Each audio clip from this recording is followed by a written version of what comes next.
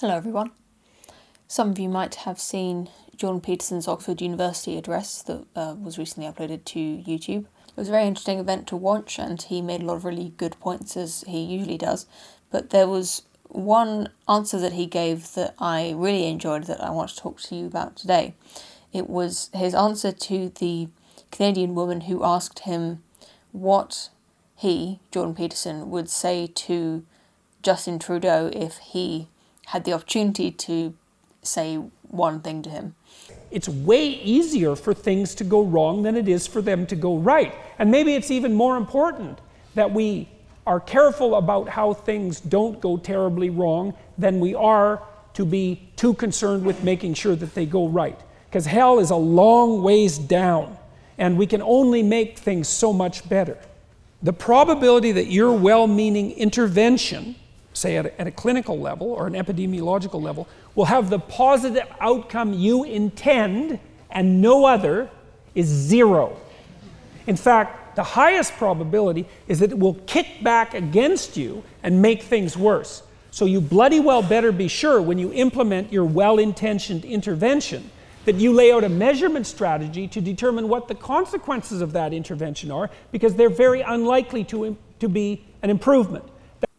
This idea of the arrogance of assuming that we know what interventions are needed in the world that would produce a good outcome, and we know what the problems are and how to fix them.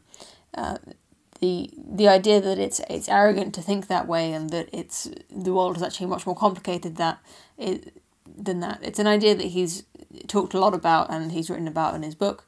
I don't know, for some reason, the way he puts it in this talk resonated with me especially well. Friedrich Hayek said something similar, but specifically about economics. He said that economics has the curious task of demonstrating to men how little they really know about what they imagine they can design. That obviously applies to economics because an economic system is an incredibly complicated organism. In his book, Black Rednecks and White Liberals, Thomas Sowell goes to great lengths to demonstrate that black people are worse off for the Democrats' liberal policies than they are from the legacy of slavery. Liberals have wreaked more havoc on blacks than the supposed legacy of slavery they talk about. Yes. You don't mean that hyperbolically. No, I do not. You mean it. Well, in 1960, which would be almost 100 years after the end of slavery, Right. 22% of black kids grew up in homes with only one parent. Just 22%. Yes. 4 out of 5 were in homes with both parents. Yes. 30 years later, after the liberal welfare state, that number had more than tripled. And so I say, well, let us compare, if we can speculate on how much that 22% was due to the legacy of slavery. But we know that tripling was not due to the legacy of slavery. It was due to the legacy of a whole different set of policies. He then goes on to talk about other metrics that show a lot of damage that's been done to black people in America, but I don't want to focus too much on that. The point is that the policies that were put in place to help the poor ended up hurting quite a large portion of the poor. There are very good reasons for wanting to provide money for people who need it. The idea that people shouldn't have to live in poverty just because they were either born extremely unlucky or have fallen on extremely unfortunate times in their lives. Whether all of these negative consequences are enough to justify abolishing the welfare state or saying that was a bad idea, we never should have done it, that's rather aside the point. The point is that the people who made that decision to begin with did not have this information to work with when they made the decision. They didn't know that fatherlessness was a possible side effect, and they couldn't have known, or possibly they couldn't even have known. A lot of the time, these consequences are not foreseeable, or you can possibly foresee them as a possibility, but you won't really know the consequences of something until you do it. I'm not suggesting that the welfare state should definitely be abolished because of these consequences.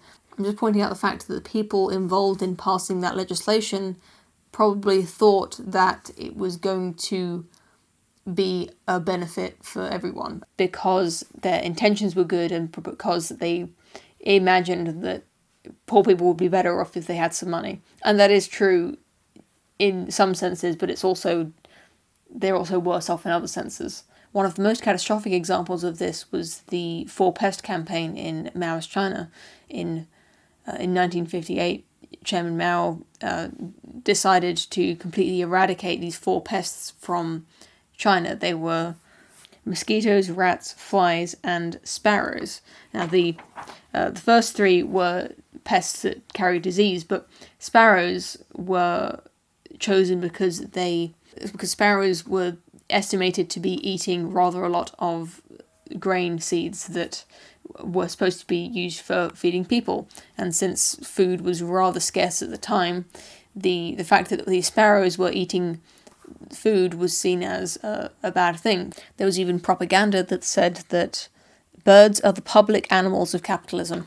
And so there was a campaign to scare all of these sparrows away so that they'd exhaust themselves and die. And they did die. A lot of sparrows died. They were almost driven to extinction. But the side effect of this was that the locust population in China exploded, and because there was no sparrows eating the locusts anymore, the locusts devoured the crops. It contributed to the Great Chinese Famine that killed up to 45 million people, according to Wikipedia.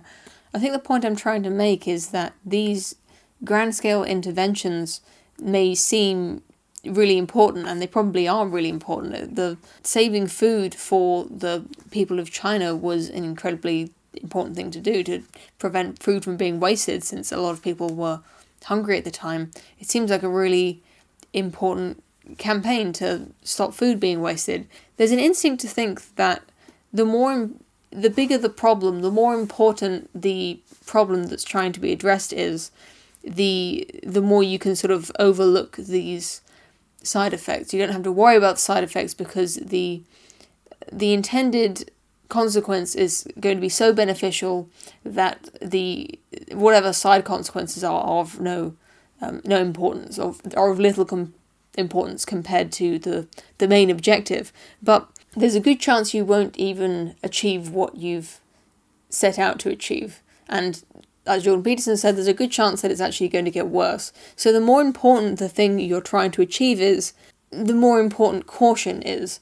Even if it seems obvious that the intervention you've planned will help people, even if the change isn't big, the effects that it has can be big, and not in the way you expect. And I don't know if all of my rambling has actually helped demonstrate the point that Jordan Peterson made right at the start of this video, but I feel like there is something really important here about this attitude that I see around a lot, that all we need to do is X and Y will be solved. And it doesn't matter if there are some niggling little consequences, we can figure those out later. And it doesn't just apply to governments either, it applies to everyone. Of course, changes made by the government have the biggest effect because they have a lot of power, but on a small scale you can also get into this sort of trouble interfering in other people's lives and interfering in things that are possibly more complicated than you might initially estimate. And I'm not saying that nobody should ever intervene in anything ever, because there are certainly a lot of examples where government interventions have been very successful and where they were very much needed, and even if there were adverse consequences, they were justified by the good consequences of the actions. It's not always a bad thing to make an intervention, but I feel like it's important to be humble about our own ability to understand the complexity of the world and to know that what we intend to happen won't happen a lot of the time.